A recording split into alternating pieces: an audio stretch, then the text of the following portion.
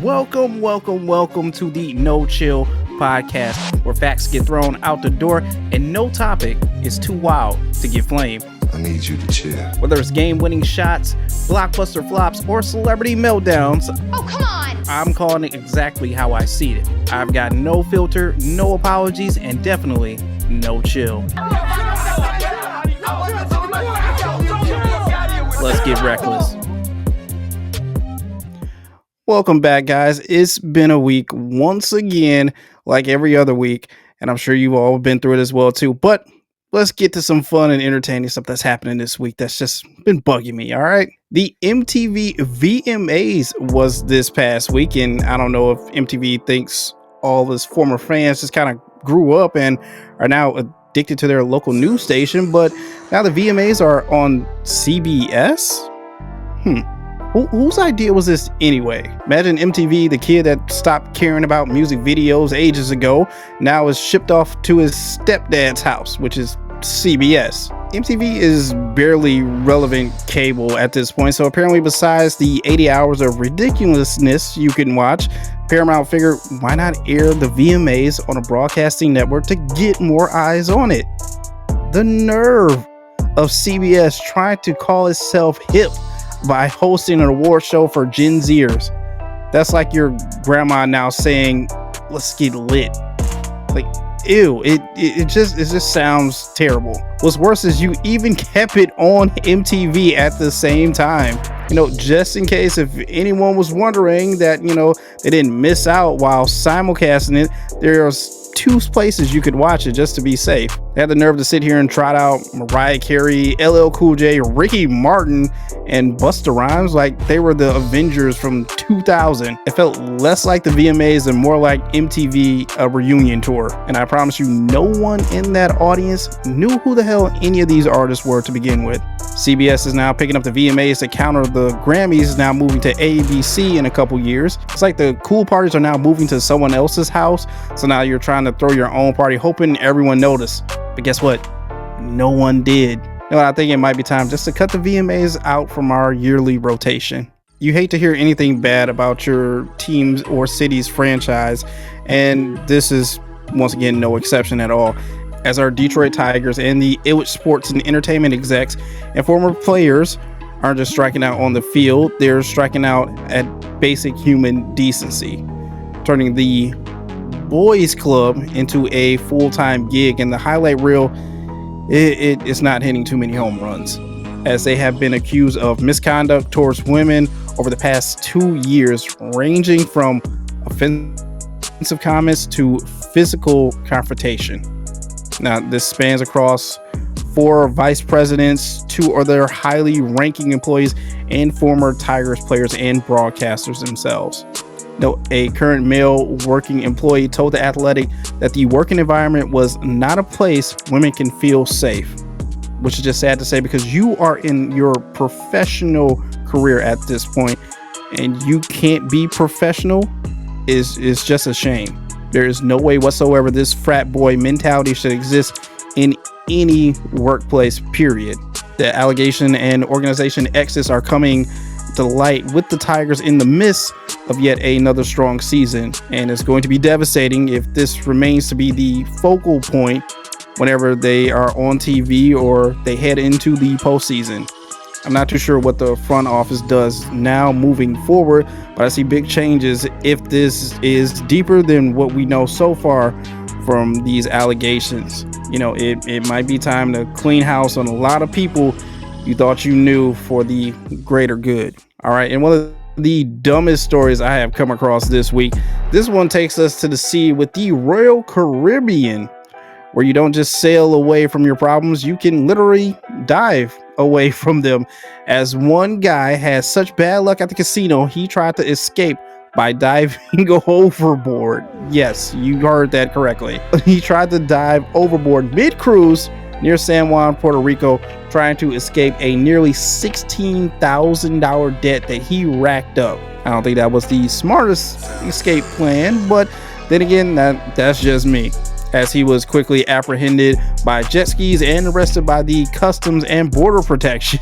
Coming to find out, apparently he was in possession of over $14,000 in cash, 2 phones, and 5 IDs. So this guy was planning on skipping out on the ship the whole entire time. It didn't even matter. Dude, I just gotta ask, bro, like, what was your plan? Did you think you were just gonna somehow swim to shore and that no one would see you? Bro, I've seen pictures of your build.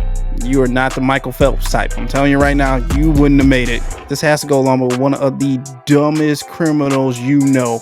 Keep in mind, if you can't pay your bets, don't step up to the table. There's no point in being there. And isn't there a call if you have a gambling problem sign somewhere posted on the ship? Because you should have called that first. The Royal Caribbean doubling as your swim away bailout plan when your debt hits 6 figures. You're taking going overboard to a new level. Week 1 of the NFL is in the books, and it was disappointing to some and almost cost some people a lot more money, but nothing more than one Mr. Jalen Carter, as his spit take towards Dak Prescott landed him a 1-game suspension and an over $57,000 fine, all before the whistle even blew. So basically, you handed over your game check within that first 6 seconds. I mean, that's peak commitment right there for anyone on an impulse buy I have ever seen, setting the fastest record for an ejection in just 6 seconds. This dude managed to ruin his paycheck in the time it takes a lot of us to somehow process a question first thing asked in the morning. Now, this has to suck not only for him, but the Eagles organization as all, because you lost him not only for the season opener, but for another game as well too. I mean, 1 minute you're a Pro Bowl defensive tackle, the next you're the guy the league uses as the kids don't do this at home PSA. Now he did apologize, so I will give him credit for that, but also it was a classic, it was just a mistake. Although I don't know how many mistakes cost you over $57,000 in one sitting. I mean, unless you're Tyreek Hill, but then again, that's a whole nother story. At least he took responsibility this time and didn't appeal the NFL's decision. I mean, what could your defense have been, really? Like, I spit on him because he spit towards me and he looked at me wrong? Bro, you gotta control your emotions a lot more than this. This is your job. So look, he'll play next week. He'll get some jersey sales, some spikes in it, and the internet will probably move on. That is, unless he follows it up with something else, which who knows what he could do at this point. The season is still so early. He proved in one night that you can make headlines. Don't let your mouth write checks your brain just cannot cash. All right, so a few days removed from the NCAA revoking the eligibility of 3 players due to their involvement in a gambling scheme, they announced that now they are looking into 13 more players from 6 different schools from alleged sports betting violations, including our own Eastern Michigan University. Damn, I know a hustle when I see it, but I don't even know what's going on now at this point. You know what? Maybe college athletes are getting tired of being told or sold that student athlete dream. Like, it's just a facade. It doesn't work. Like, maybe they know they're not going to make it to the league, and by doing this side hustle, it's going to help them make some extra money on the side because these NIL deals aren't coming their way. Look, with the rise of sports betting and NIL now having a place in college sports, some people just kind of feel left out. And in results, you get this. Now, all the schools named are somewhat smaller universities, but still, it's all the same. College sports once used to be about pride. Now you've got young men trying to claim they're missing free throws for cash. They're turning their stat sheets into their own personal GoFundMe pages as they spent more time majoring in inside trading and minoring in point shaving, apparently. I mean, how rough has it gotten on these campuses? I need to know. The wild part is the schools get off scot-free. Like, the universities are like, look, we taught them how to make free throws, not morals. That's on you. That's on your own. You figure that out. Thanks, college administrators. Yes, all of these guys are idiots for thinking that they could try and even pull this off. And look, if you want to make some money on the side, there are better ways to go about it that are more respectable than doing this. All right, guys, that's going to do it for another episode of No Chill with JBSmoovv. Once again, I will be staying tapped into everything that's going on during this week and come back here next week to let you know how I feel and to just get it off my chest. But before I get out of here, go in and check out the Motor City Metrics podcast right now, as well as the Tigers minor league report that is out right now as well too. My guy Rogelio puts on an amazing show. Him and his cast of baseball nerds, they know everything. They're gonna get you prepared for anything MLB, especially Tigers, that is going on right now as they move closer and closer to the postseason and this debacle that is going on right now with the Tigers front office as well too. And if you want some more of myself and also my guy Chase, we are doing a motorsports podcast called Fast and Loose that you can go and check out right now as well too. New episodes drop Tuesday or Wednesday, so just stay on the lookout for it. Set a bell for a reminder and let you know when each and every single one of those new episodes drop. And like I say, as always, just try and take care of each other. I don't talk about politics a lot as it is right now. I just don't get into it. But this week we seen a tragedy struck as well too.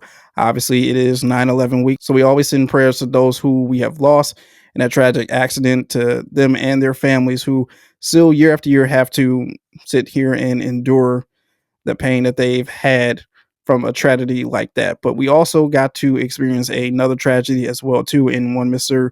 Charlie Kirk passing away from being at a rally this week from a gunshot wound. There's no easy way to put it. I hate talking about death as it is, but this was not right. You took someone's life because you didn't like them. You didn't care for them. If you don't like them or if you don't care them, that's fine. But that doesn't need to result in you taking someone's life away. This person was a husband, a father, and now his kids are going to have to grow up without him in their life, which is a tragedy. I don't know what the shooter's mindset was in doing this horrendous act. You need help, and justice will be had in that matter. This is goes to show that in this world, it's okay if you don't like someone, but you don't need to go to this type of extremes just to prove a point. We lost someone this week who should still be on this earth.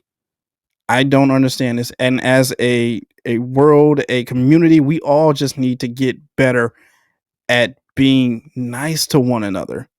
I don't understand that. It's the common decency just to be nice to someone else. I will never understand why we cannot just get this figured out and master this, but this does not need to result in the loss of someone's life that now we all have to sit here and look at and view on the internet 50,000 times. So every single person that sat here and retweeted that video and shared it to someone else, no one wants to see that anymore. No one wants to see that, and no one wants to see the ugliness of disliking someone to the point that it comes to this. So that's all I have to say about it. Once again, I don't speak about politics just because that's not my thing. I don't like to do that. But when I see something wrong, I have to say it. And this was completely wrong. And America, we just need to get better as being decent human beings. That's all I ask for.